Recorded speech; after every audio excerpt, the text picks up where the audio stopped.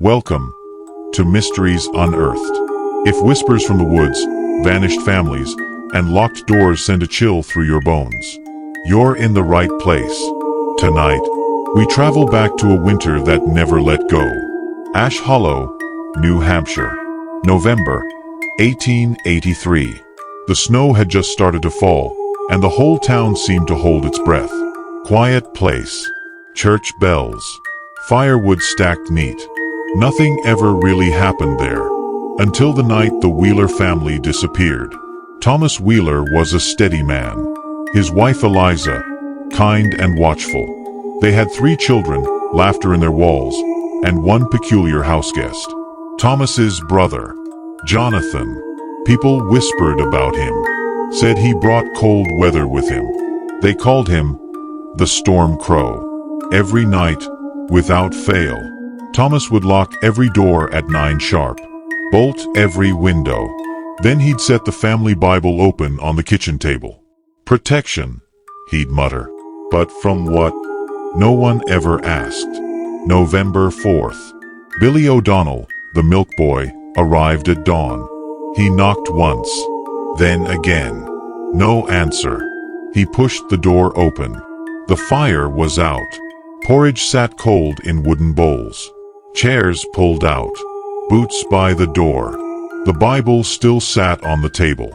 Open to Job 28 verse 22. A verse about death and places forgotten. But someone had scribbled beneath it.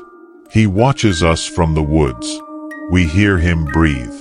The house was empty, but nothing had been taken. No footprints in the frost. No coats missing from the wall. Just silence. And the strange feeling that the family hadn't left, but had simply been erased. When the sheriff came, they searched.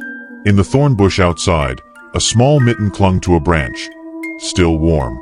Under a loose floorboard, they found Jonathan's journal. Pages smeared with dirt and ink. One line stood out. Thos refuses to flee. T comes from the soil. It knows. In the cellar, they found 3 jars of sulfur, and a map, old, brittle, marking silver mines beneath the farmhouse. No one had ever spoken of tunnels. No one had ever dared dig that deep. Search parties moved into the woods. Fog curled around lantern light. Some swore they heard children laughing in the pines. Others said they saw a pale hand disappear behind a tree. No one stayed past dark. Then, a trace. Hunter Clyde Metzger found Eliza's lace collar by a ring of ancient burial stones. He lifted it slowly and whispered, "It smells like kerosene and rotten roses." They dug, found only animal bones, and Clyde's own footprint. Another trail, gone cold. Days later, the town tailor remembered something odd. Jonathan had paid him in silver dollars. Real ones, minted in 1776. He'd said, dug him up from the north field. The sheriff gathered men. They dug. And from the dirt, they pulled up a rusted music box, still playing. The lullaby Eliza always sang. No bodies. No answers. Just questions. Why had Jonathan been hoarding bone ash?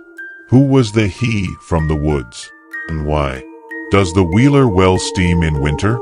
Locals say, on cold November nights, you can hear a rocking chair creak on the Wheeler porch. Though no one lives there. They find blue threads, Eliza's favorite color, tangled in the gates of the old cemetery. In 1991, a hiker passed by the ruins. Took a photo. In the corner, a shadow. He swears he heard a whisper in the wind. Tell them, we opened the door. The negative vanished from police evidence. No one knows who sent it. No one ever found the hiker again. Scientists later scanned the land. Their machines detected tunnels, exactly where Jonathan's map had pointed.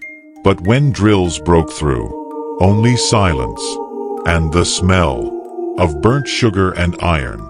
Madness, murder, or something older, something that sleeps beneath the roots of Ash Hollow, waiting for the right voice to call it. Every year, on November 4th, an unmarked envelope arrives at the sheriff's desk. Inside, a single blue thread and dirt that bleeds when wet. The Wheeler house still stands, crooked, rotting, watching. Would you spend a night there? Let us know in the comments. And if you believe some vanishings aren't accidents, hit subscribe. Next week, we uncover the truth behind the ghost lights of Skinwalker Ranch.